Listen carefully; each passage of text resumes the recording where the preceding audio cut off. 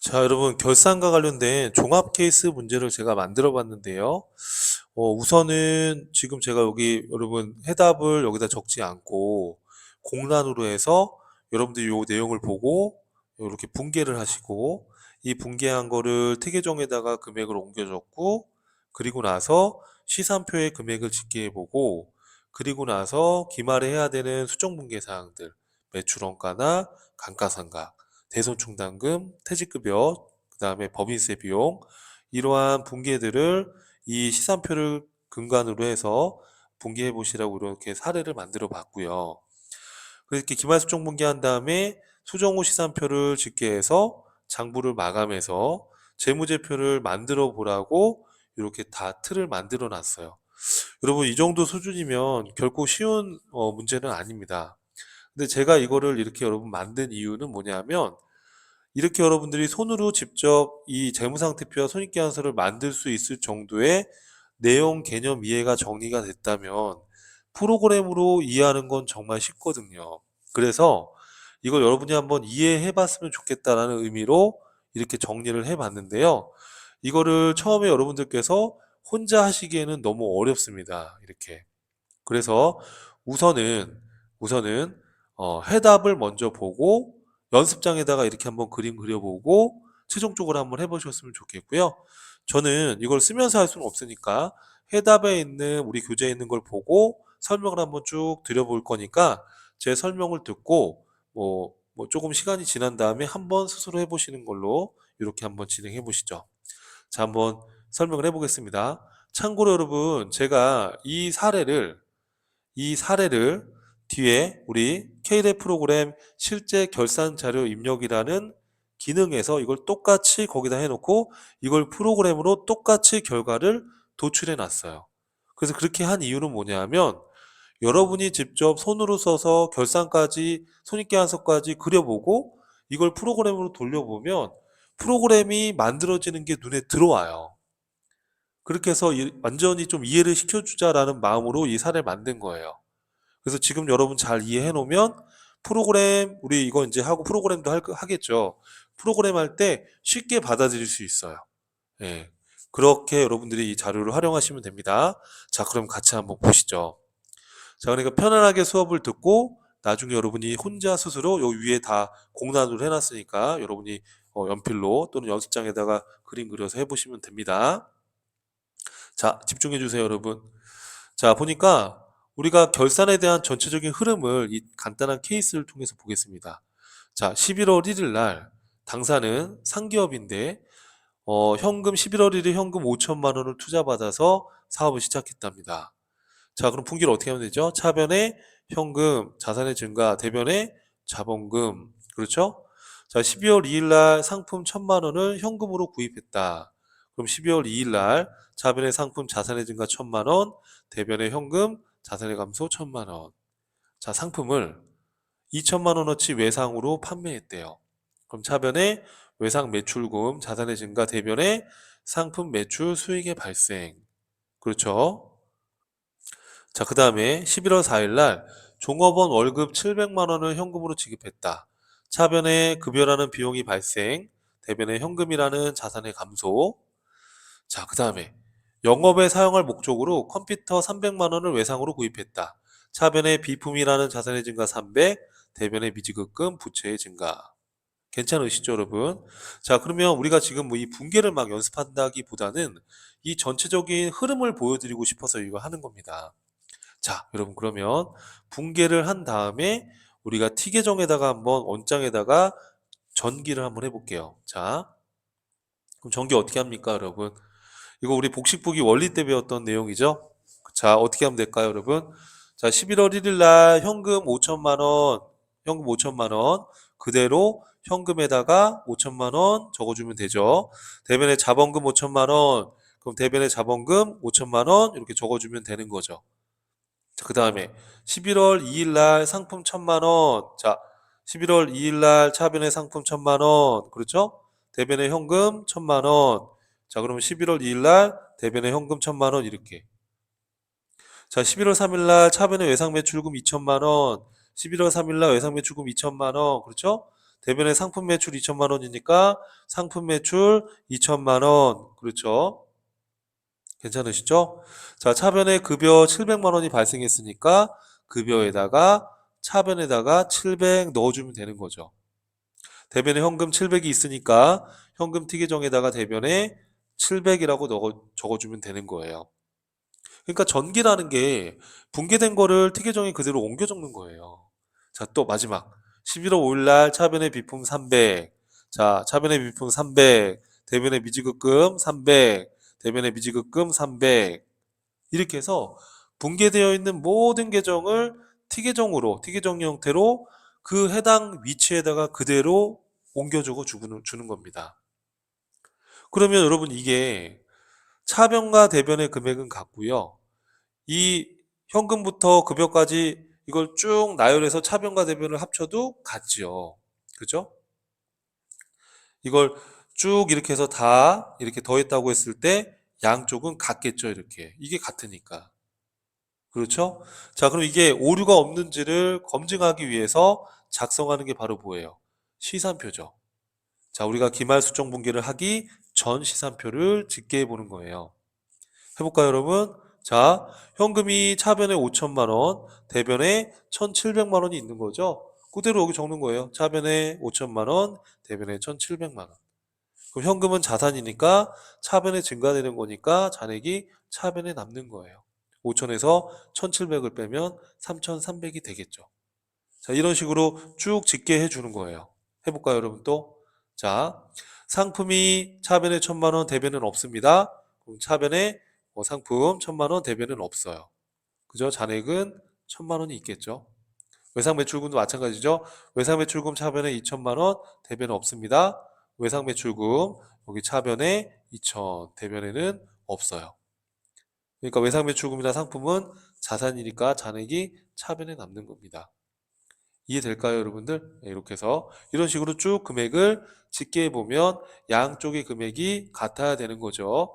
대차평균 원리에 따라서. 자, 비품도 한번 가볼게요.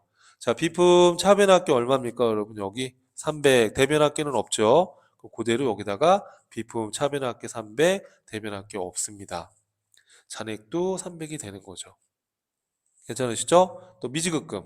자, 미지급금 대변합계 300, 차변합계 없죠. 미지급금 대변합계 300, 차변합계 없습니다. 그럼 부채니까 대변에 증가하는 거니까 대변의 잔액이 지금 남아 있는 겁니다. 자, 자본금 볼까요, 여러분? 자, 자본금 대변합계 5천, 차변합계 없습니다. 그대로 자본금 대변합계 5천, 차변합계 없어요. 그러면 자본은 대변에 증가하는 거니까 잔액이 대변에 남는 거예요. 자, 상품 매출. 대변의 합계 2천, 차변 합계 없습니다. 상품 매출, 대변 합계 2천, 차변 합계 없습니다. 수익이니까 대변에 기록되는 거니까 수익의 잔액도 대변에 남는 거예요. 자, 급여, 차변에 700, 대변에 없죠? 그럼 급여, 차변에 700, 대변에 없습니다. 비용은 차변에 기록되는 거니까 잔액이 차변에 남는 거예요.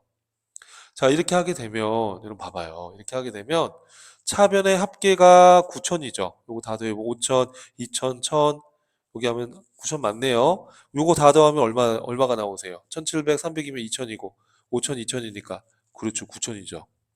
그럼 차변의 합계와 대변의 합계는 같아야 되는 거예요. 이렇게. 이해되시죠? 잔액도 같아야 되는 거죠, 여러분. 자, 잔액은요.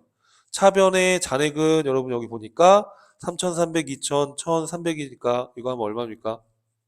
이게 1,000이니까 이게 얼마인가요? 5,000, 5,300, 6,300, 7,300이죠? 그렇죠? 그럼 여기도 얼마가 돼야 돼요? 7,300이 돼야 돼요. 300, 5,000, 2,000이니까 7,300 맞잖아요. 자, 그래서 붕괴한 것도 양쪽이 같아야 되고 이것도 양쪽이 같아야 되니까 그죠? 이것도 당연히 양쪽이 같아야 돼요. 이렇게 차변과 대변은 항상 같을 수밖에 없다. 대차평균의 원리입니다. 자, 그럼 여러분 이거는 지금 수정 후예요? 수정 전이에요? 수정 전입니다, 여러분. 그럼 우리가 어떤 생각을 할 수 있어요, 여러분? 여러분 이 시산표를 보면 어떤 생각이 들어요, 여러분? 아, 현금이 진짜 실제로 있는 게 맞나? 조사해 봐야 되겠죠? 외상 매출금 지금 2천만 원 받을 거 있는데 회수가 안 될 수도 있겠다. 대손을 또 추정을 해봐야 될 거예요. 상품이 지금 1,000만 원이라고 잔액이 있는데 일부는 팔려 나갔을 거란 말이에요. 우리가 상품 매출원가 기록을 연도 중에 안 했으니까 남아있는 상품이 얼마인지 파악해서 팔려 나간 건 매출원가 처리를 또 해줘야 되고, 또 비품을 보는 순간 감가상각 됐겠네. 감가상각 얼마 해야 될지 고민해봐야죠. 맞습니까, 여러분? 또 이익이 났으면 법인세도 또 내야 되는 거니까 법인세도 추정 계산을 해봐야 되는 거예요. 괜찮을까요? 자, 그래서 그렇게 사례를 해놨어요. 자, 잘 보세요. 자, 그러면 여러분 여기 보니까 자, 같이 한번 보겠습니다. 자, 지금 요 추가 자료를 보니까 기말에 남은 상품이 100만 원이래요. 지금 상품이 1,000만 원 있는데 100만 원이 남았대요. 그러면 상품이 얼마나치 없어진 거예요? 1,000만 원 구입했는데 100만 원 남았으면 그렇죠, 900. 이거는 팔려나간 뭐라고요, 여러분? 상품 매출 원가. 여기 나와 있는 분기는 싹 다 12월 말일자에 기말 수정 분기를 통해서 하는 겁니다. 자, 여러분 비품을 300만 원에 지금 취득을 했는데, 자, 이거 지금 11월 초에 취득을 했거든요. 자, 5년이고 잔존가치 없고 정액법으로 하재요. 그럼 잔존가치 없으니까 요 취득원가 300만 원 나누기 5 하면 60만 원이잖아요. 그러면 지금 11월 달, 12월 달 두 달만 쓴 거니까 12분의 2 이 계산하면 10만 원이 나와. 이런 걸 월화상각이다 이렇게 불러요.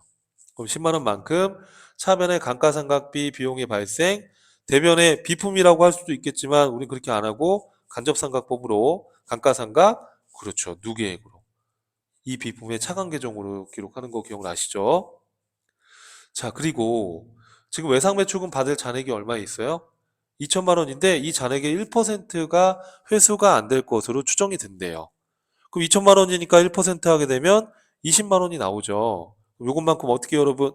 대손상각비 20만 원, 대변에 대손충당금 20만 원이라고 해서 이 외상매출금의 차감 계정으로 기록을 해주는 거예요. 자, 또 종업원들에 대한 퇴직금 예상이 얼마가 된대요? 100만 원. 그럼 차변의 퇴직급여 100만 원, 퇴직급여 충당부채 100만 원. 그렇죠? 자, 그리고 또 세금이 얼마가 예상이 된대요? 여러분 요거는 법인세가 맞습니다. 자, 법인세가 50만 원으로 예상이 된대요. 그럼 우리 어떻게 해요?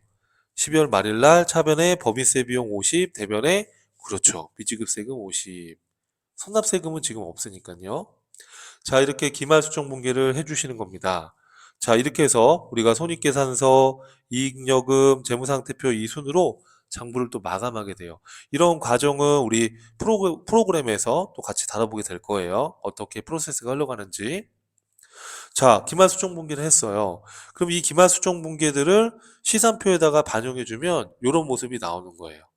자, 어떻게 바뀌었을까요, 여러분? 외상매출금 바로 밑에 뭐가 생겼어요? 그렇죠, 대손 충당금이 생겼죠. 또 여러분 상품은 900만 원이 없어졌고 100만 원만 잔액이 남아 있고요.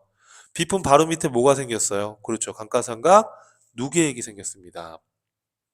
자, 그리고 또 어떤 것들이 생겼어요, 여러분?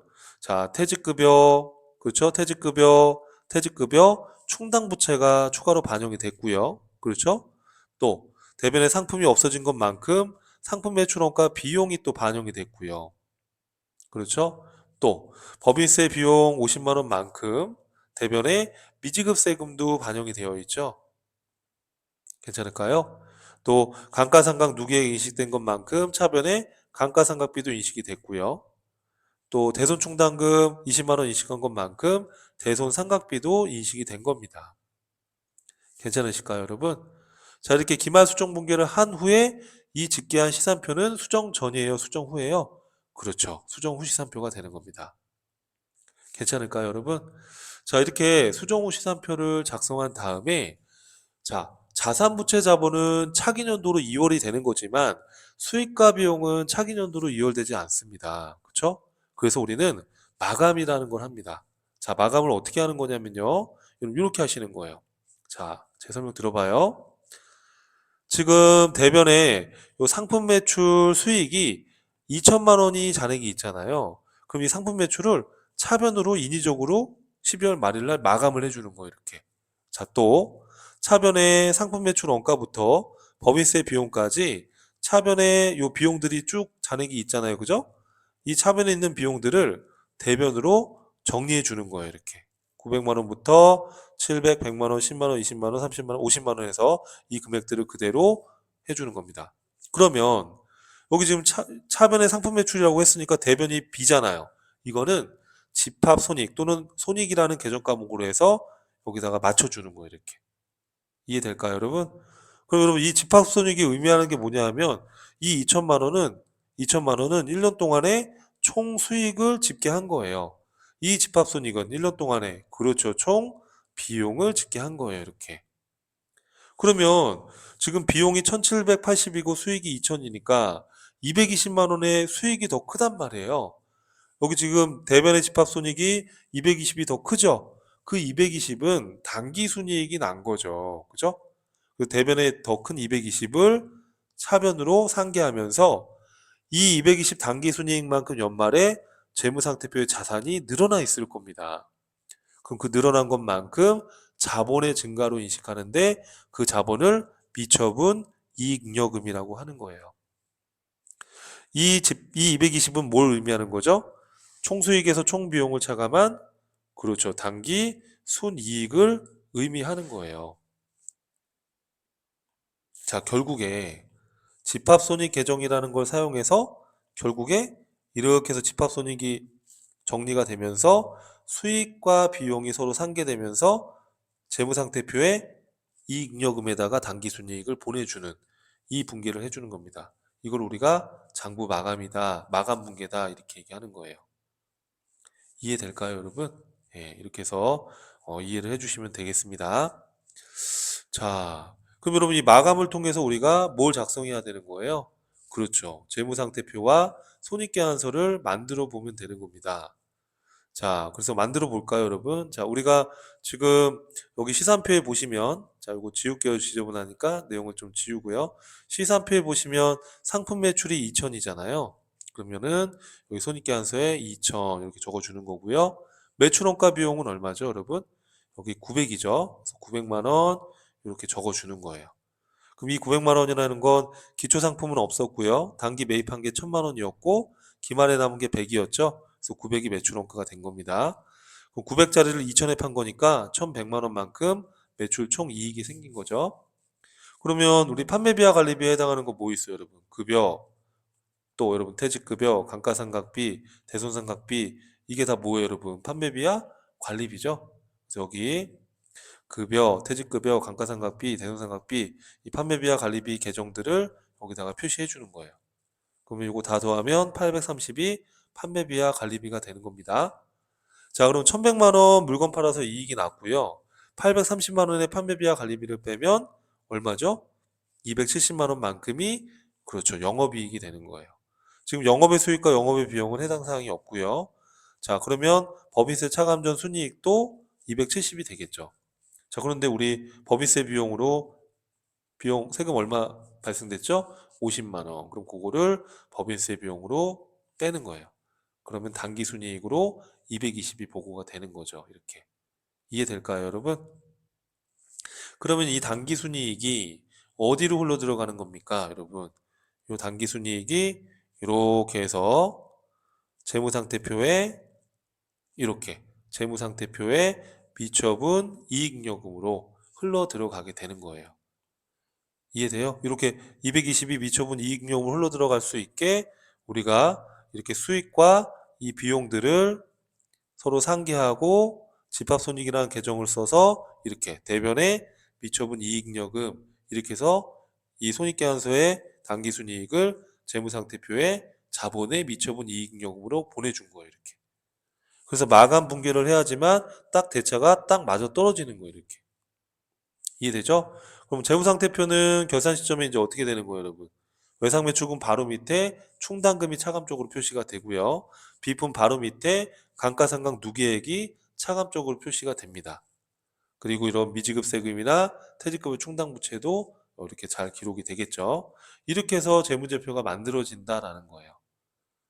이해되실까요, 여러분? 자, 그래서 여러분 이 종합 제가 사례를 해놓은 거를 여러분들 요 앞에는 그 직접 써보시라고 연필로 이렇게 양식을 다 만들어 놨다라고 말씀드렸었죠. 이렇게. 그래서 여러분들이 쭉 이 내용이 좀 직접 손으로 풀기엔 어렵긴 하지만 쭉 이렇게 연습장에다가 쭉 분개를 해서 이렇게 한번 그림을 그려보시면 이 구조가 왜 만들어지는지를 이해하실 수 있을 거예요. 자, 그래서 우리가 종합 사례를 통해서 결산이 어떻게 되는 건지를 간단한 사례를 통해서 정리해 봤습니다. 자, 수고하셨습니다. 다음 강의에서 뵙겠습니다.